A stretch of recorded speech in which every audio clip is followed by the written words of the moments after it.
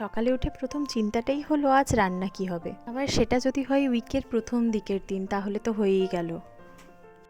আমার চিন্তা দেখে আমার শাশুড়ি বলল, পাতলা করে বেগুন দিয়ে যে মাছের ঝোলটা হয় ওটা করে দাও। বেগুন আর মাছ আমি ভেজে নিয়েছি, ওই তেলেই কালো জিরে, হলুদ আর আদা দিয়ে দিয়েছি। এবার সামান্য কষিয়ে নেব। এই সময় কাঁচা লঙ্কা দিয়ে দিলে খুব ভালো হয়। আমি দিতে পারি না কারণ আমার বাচ্চা খায়, ওর জন্য সামান্য তুলে রেখে তারপরে আমি লঙ্কা মেশাই।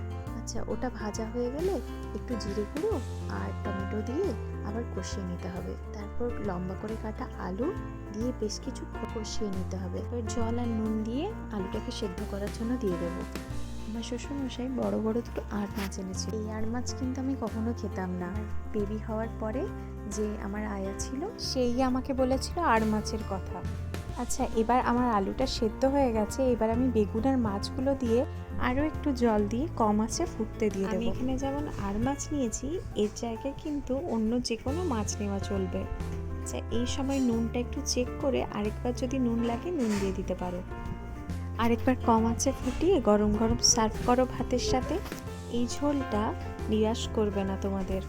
আর যারা তেল মশলা কম খাও তাদের জন্য এটা তো একদম পারফেক্ট একটা রেসিপি।